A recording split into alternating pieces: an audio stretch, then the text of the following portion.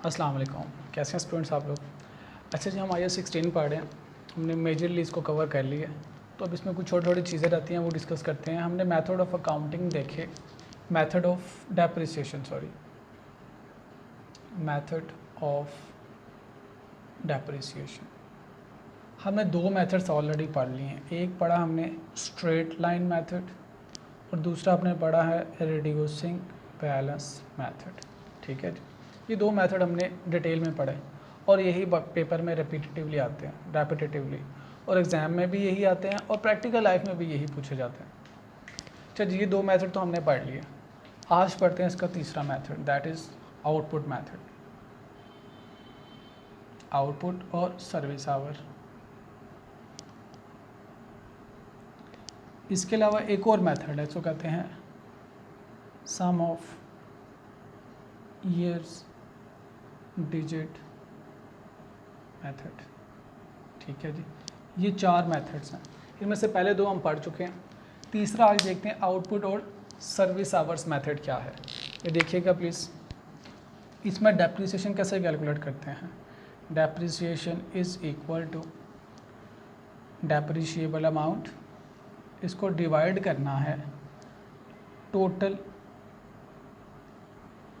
Output over the life of asset.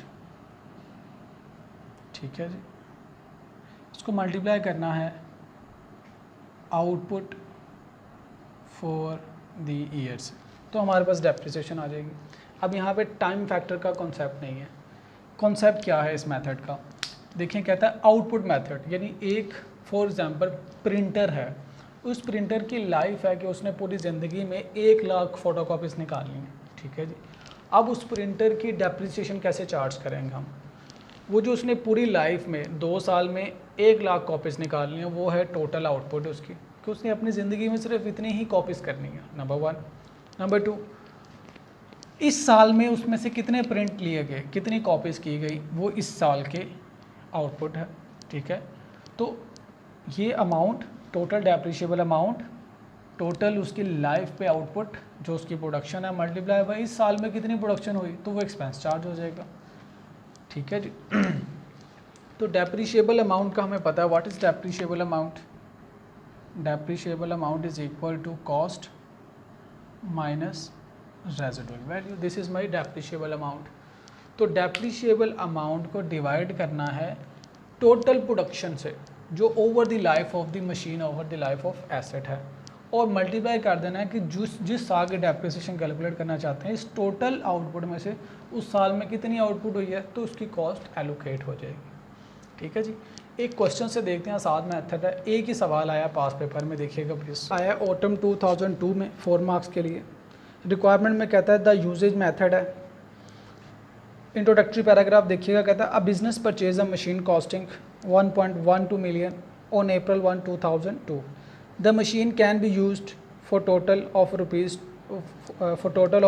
20,000 hours. ये इसने पूरी ज़िंदगी में बता दिया कि इतने घंटे ये मशीन इस्तेमाल हो सकती है। ठीक है जी। An estimated life of 48 months, ये उसकी ज़िंदगी बता दी कि इतना अर्सा इस्तेमाल होगी। 48 मंथ्स का मतलब ये होता है 4 साल। ठीक है जी। At the end of that time the machine is expected to have a trade in value of 112,000, 1,12,000 रुपये की बिक जाएगी। कब? End of the useful life पे, यानी 4 साल के बाद। नेक्स्ट कहते हैं the financial year of the business end on 31 दिसंबर ईच ईयर, हर साल 31 दिसंबर में साल ख़त्म होता है।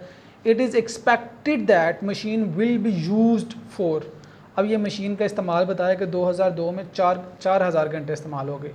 5,000 hours during the financial year ended 31 दिसंबर 2003, इसी तरह 5,000, 5,000 एंड 1,000। रिक्वायरमेंट क्या है, कहता है calculate the annual depreciation charge on the machine for each of the financial years ending on 31 December 2002, 2003, 2004, 5 and 2006। इन सालों में कहता है डेप्रिसिएशन बता दें।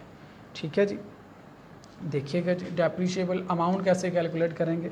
इस एसेट की हमारे पास कॉस्ट है 1,120,000 माइनस रेजिडुअल वैल्यू उसने बताई है हमें जी 1,12,000, ये उसने रेजिडुअल वैल्यू बताई है। तो मैंने कॉस्ट में से रेजिडुअल वैल्यू माइनस की तो मेरे पास क्या आ गई, डेप्रिशिएबल अमाउंट। अब इसको डिवाइड करना है टोटल आवर्स से कि मशीन की लाइफ के टोटल आवर्स कितने हैं। उसने सवाल में देखिएगा हमें बताए हुए हैं, कहता है जी the machine can be used for total of 20,000 hours over an estimated life of 48 years. तो उसने टोटल उसका यूजेज बता दिया कि मैक्सिमम ये मशीन 20,000 घंटे इस्तेमाल होगी, उसके बाद इसकी लाइफ ख़त्म है। अब हमने डेप्रिसिएशन कैलकुलेट करनी है, कौन से साल की। सबसे पहले कहा गया जी 2002 के लिए बताएं। अब ये उसकी डेप्रिशिएबल अमाउंट, ये उसकी पूरे लाइफ की यूजेज मल्टीप्लाई बाय 2002 में देखें कितने घंटे इस्तेमाल की गई है ये, इट्स 4,000 आवर्स। तो इसको कैलकुलेट कर लें, we will have depreciation of ₹201,600। This is the output method और सर्विस आवर मेथड। ठीक है, चलें 2003 की डेप्रिसिएशन कैलकुलेट करते हैं। 2003 डेप्रिसिएशन इज़ इक्वल टू, ये तो एज इट इज़ ही रहेगा, डिवाइडिंग बाय 20,000, ये एज इट इज़ ही रहेगा।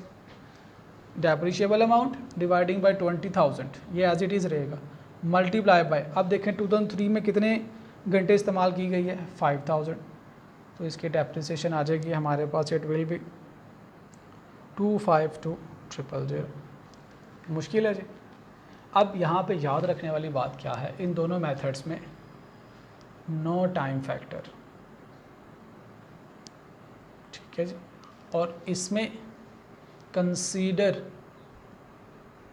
टाइम फैक्टर, क्योंकि रेट ऑफ डेप्रिसिएशन बताया जाता है पहले दो मेथड्स में और साथ बताया जाता है इस्तेमाल की बेस पे रेट आई। दूसरे दो मेथड में रेट ऑफ डेप्रिसिएशन नहीं है, ये तो उसकी टोटल लाइफ में से कितने घंटे किस साल में इस्तेमाल हो रहे हैं उतना एक्सपेंस उस घंटे में एलोकेट कर दें। ठीक है जी, 2004 में देखें, इसमें कोई चेंज नहीं है जी, एज इट इज़ आ जाएगा, मल्टीप्लाई बाय। अब 2004 में कितने घंटे इस्तेमाल की गई है मशीन, अगेन इट्स 5,000। अगर 5,000 आवर्स इस्तेमाल की गई है तो सेम डेप्रिसिएशन आ जाएगी 252,000। ठीक है, हर साल डेप्रिसिएशन सेम नहीं आएगी, जितने घंटे इस्तेमाल किए हैं उस पर डिपेंड करता है।